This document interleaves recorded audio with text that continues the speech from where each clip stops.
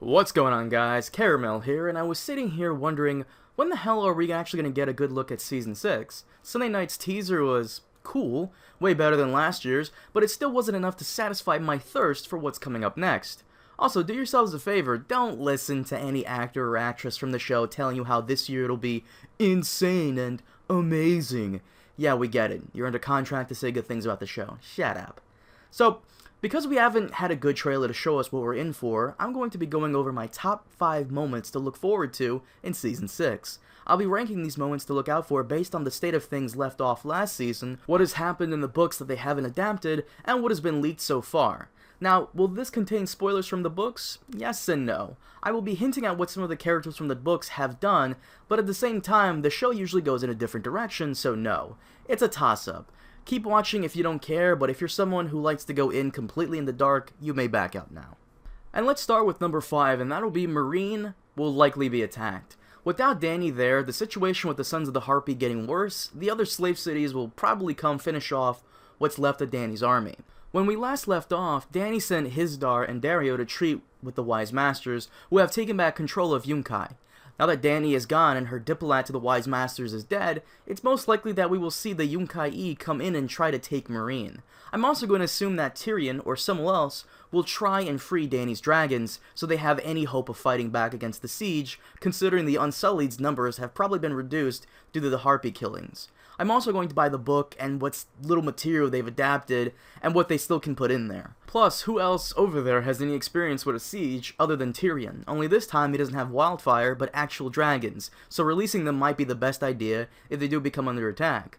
Also, one of you guys on Facebook noted that in this picture, Tyrion is pouring wine back into the bottle. Something is really going down that requires him to drink a little less, so you know whatever their situation is, has got to be fucking scary.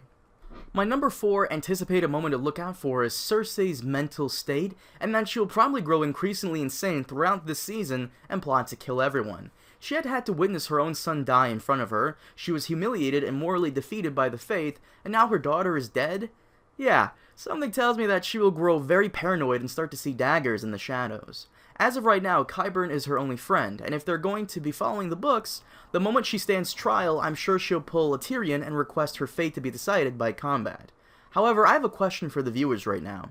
Magda Frog's prediction is that her little brother will choke the life out of her. She, of course, thinks Tyrion will be the one to kill her, but keep in mind, Jaime is her twin brother, but she was born first, and that technically makes Jaime her little brother. My question is this, do you think Jaime will be forced to kill Cersei because she's gotten so insane that she'll try to burn down the entire city, just like the Mad King did?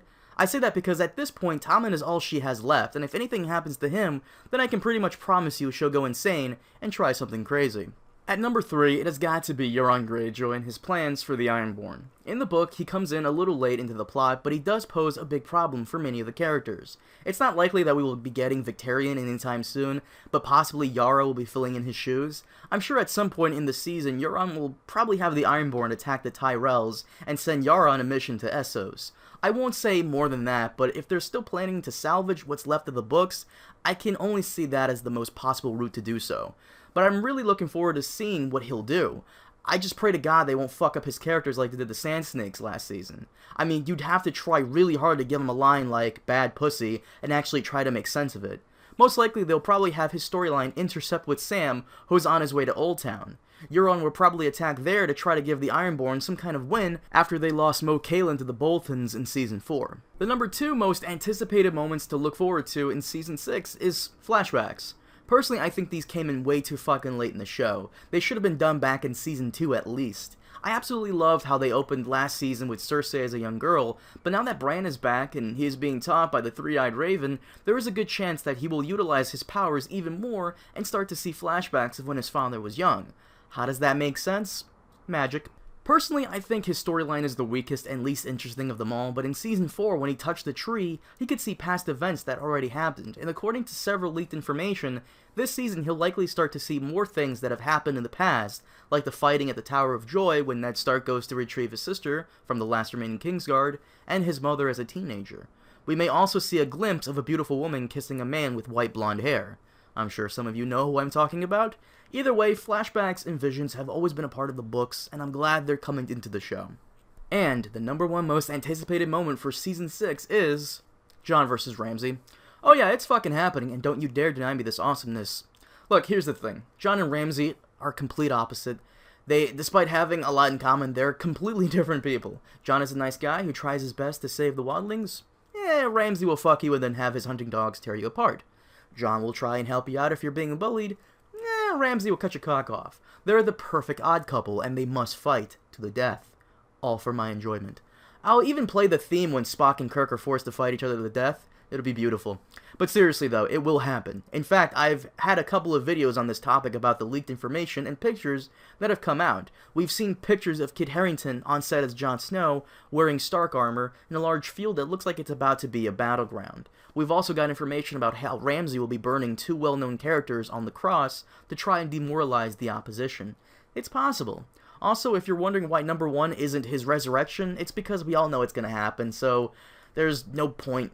I feel like him fighting Ramsay is more exciting than him being brought back to life.